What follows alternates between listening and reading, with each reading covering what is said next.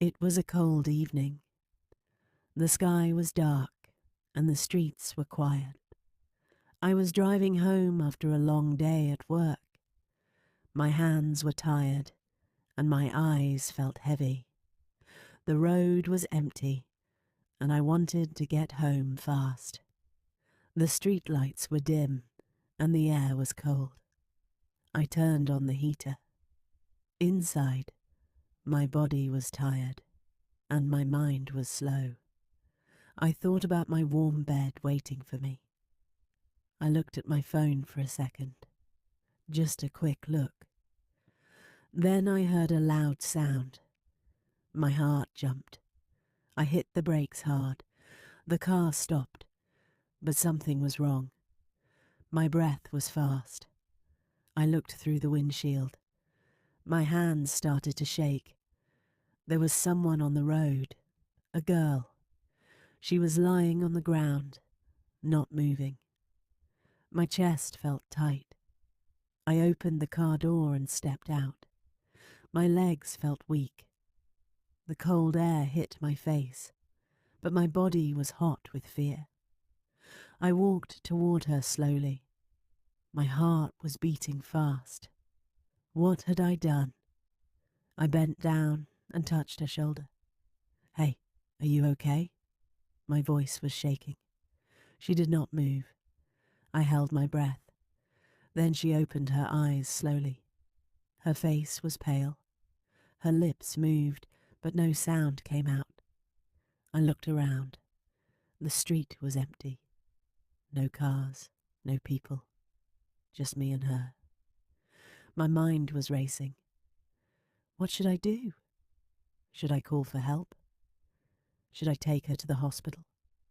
My hands were cold, but my forehead was sweaty. I had to decide fast. I looked at my car. The engine was still running. The night was silent, but my thoughts were loud. I took a deep breath. I had no choice. I had to help her. I bent down, reached for her, and made my decision. I placed my hands under her arms and helped her sit up. She was light, but her body was weak. She tried to speak again, but her voice was too soft. I could see pain in her eyes. My heart was racing. I had never been in a situation like this before. My hands were shaking, and my breath was fast. I looked around again. The street was still empty. No one was coming. No one saw what happened. It was just me, her, and the cold night. I had to do something. I could not leave her there. I bent down and lifted her in my arms. Her body was cold. She did not fight me. She just rested her head against my chest. My legs felt heavy as I walked to the car. My mind was full of fear. What if someone saw me? What if the police came? What if she was hurt badly?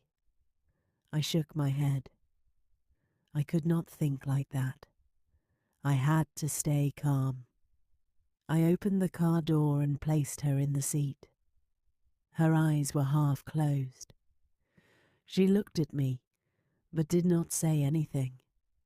I got into the driver's seat and took a deep breath. My hands were still shaking. I reached for my phone. Should I call an ambulance? Should I call the police? My fingers hovered over the screen, but I could not press the buttons. My heart was beating too fast. If I called them, they would ask questions.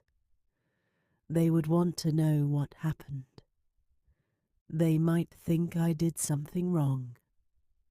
I gripped the steering wheel. I had no time to wait. I had to take her to the hospital myself. I pressed the gas pedal, and the car moved forward. The road was dark, and my mind was full of fear. I glanced at the girl. Her eyes were closed now, and she looked weak. I did not know how bad her injuries were. I had to drive fast, but I also had to be careful. My heart was heavy. I did not know what would happen next. The road was empty, but my mind was full of noise. My hands gripped the steering wheel tightly. I looked at the girl beside me. She was quiet. Her head rested against the seat, and her breathing was slow. I wanted to say something, but I did not know what. I did not even know her name. My eyes moved between the road and her face. Was she in pain? Was she going to be okay? The hospital was not far, but every second felt long. My thoughts were racing. What if someone had seen the accident?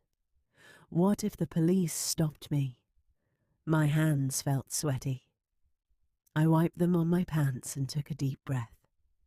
I had to stay calm. I had to focus on getting her help. I stepped on the gas.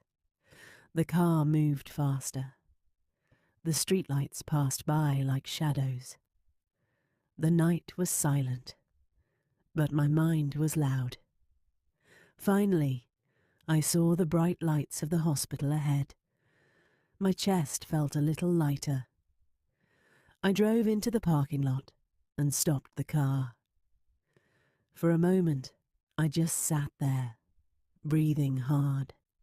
I turned to the girl. Her eyes were half open, and she looked weak. I had no time to waste. I had to move fast. I opened my door and ran to her side. My hands reached for her again. She was cold and light in my arms. I held her tight and carried her toward the entrance. The hospital doors slid open, and the bright lights hit my eyes. The smell of medicine filled my nose. Nurses and doctors were walking around. My heart pounded. I stepped inside and looked around. A nurse saw me and rushed toward us. "What happened?" she asked. My throat was dry. My words felt stuck. I swallowed hard and said, She was in an accident." My voice was shaking. The nurse nodded and called for help. 2 doctors came with a stretcher. I placed the girl on it carefully. She did not speak.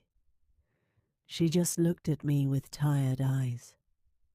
The doctors checked her quickly and started pushing the stretcher down the hall. I watched as they took her away. My body felt heavy. My legs felt weak. I had done the right thing, but my mind was not calm. What would happen now? Would she be okay? And what about me? Was I in trouble? I took a deep breath and sat down. The night was not over yet. I sat in the waiting area. The hospital was quiet, but my mind was loud. My hands were cold. My legs felt weak. I looked around. The white walls, the bright lights, the smell of medicine. It all felt unreal. A few people sat in the chairs, waiting just like me. But they were not afraid like I was. My heart was still beating fast. My fingers tapped against my leg. I needed to know if she was okay. I needed to know what would happen next. Minutes passed, but they felt like hours. I thought about leaving. I thought about walking out the door and never looking back. But I couldn't. My body was frozen. My thoughts were heavy. What if the doctors came looking for me? What if the police arrived? I tried to take deep breaths, but they didn't help. My hands were still shaking. I wanted to do the right thing, but I was scared. Then a nurse walked toward me. She had a calm face, but I felt nervous. She stopped in front of me and said, "She is stable now. She needs rest, but she will be okay." My chest felt lighter. I let out a breath I didn't know I was holding. She was going to be okay. That was the most important thing. But then the nurse looked at me closely. "Are you a family member?" she asked. My throat went dry. I had no answer. I looked at the floor. I couldn't lie, but I didn't want to tell the truth. I shook my head. "No," I said quietly. The nurse frowned. "Did you bring her here?" she asked. I nodded slowly. My hands were sweaty. She studied my face for a moment, then gave a small nod. "The police will need to talk to you," she said. My heart jumped. I wanted to run, but my legs would not move. I had known this moment would come. But now that it was here, I was not ready. The nurse walked away, and I sat there, frozen. I looked toward the hallway where Anna had gone. I wanted to see her. I wanted to know who she was, what had happened to her. But now I had a bigger problem. The police were coming. My hands clenched into fists. My breath was shaky. I didn't know what I was going to say. I didn't know what was going to happen next. The night was not over yet. I sat there, frozen. My mind was racing. My hands felt cold, but my face was hot. The police were coming. I knew this would happen, but I had no plan. What would I say? Would they believe me? My breath was unsteady. I looked around the hospital. People were waiting. Doctors were walking. Nurses were busy. Everything felt normal, but my world was not. I was trapped in this moment, waiting for what would come next. Minutes passed like hours. I thought about running. If I left now, no one could stop me. But I shook my head. I could not run. I had brought the girl here to help her. If I ran now, it would look bad. It would look like I had done something wrong. But had I? I didn't mean to hit her. It was an accident. But would the police see it that way? My heart pounded louder. I rubbed my hands together, trying to stay calm. Then I saw them. 2 officers walked into the waiting area. Their uniforms were dark. Their faces were serious. My stomach twisted. One of them spoke to a nurse. She pointed at me. My body tensed. The officers turned and walked toward me. My fingers gripped my knees. My breath caught in my throat. They stopped in front of me. One of them, a tall man with a sharp face, asked, "Are you the one who brought the girl in?" I swallowed hard and nodded. "Yes," I said, my voice barely above a whisper. The other officer, a woman with short hair, pulled out a small notebook. "We need to ask you some questions," she said. I nodded again. My palms were sweaty. My heart was pounding so hard. I thought they could hear it. "Tell us what happened," the man said. His eyes were on me, sharp and unblinking. I opened my mouth, but for a second no words came out. I took a deep breath. "I was driving home," I started. My voice was shaky. It was dark. I didn't see her. Then I hit something. I stopped and saw her on the ground. I paused. My hands felt even colder now. I didn't know what to do. I was scared, but I picked her up and brought her here. The officers looked at each other. The woman wrote something in her notebook. "Did you call 911?" she asked. I shook my head. "No," I said. I was afraid. I thought it was faster to bring her myself." The tall officer sighed. "You should have called us," he said. His voice was firm, but not angry. "But you did the right thing by bringing her here." My shoulders dropped a little. They didn't seem angry. They didn't seem like they wanted to arrest me. But I was not safe yet. "Is she okay?" I asked, my voice quiet. The woman nodded. "She will be fine," she said. "But we need to know who she is." "Do you know her?" I shook my head. "No," I admitted. "I've never seen her before." The officers exchanged another look. "We'll check the security cameras and talk to the doctors," the man said. "Stay here. We may need more information." I nodded, my hands still shaking. They turned and walked away. I let out a slow breath. My body felt heavy. I had answered their questions, but I was still not free. I leaned back in my chair, staring at the ceiling. The night was not over yet. I sat there waiting. The hospital felt colder now. My hands were still shaking, but my mind was quieter. The police had asked their questions, but I knew it was not over. I looked at the hallway where they had taken Anna. I wanted to know more. Who was she? Was she really okay? I had so many questions but no answers. The waiting felt endless. Time passed, but I did not move. My legs felt too heavy. My thoughts were still tangled. Then I heard footsteps. I looked up and saw the nurse from before.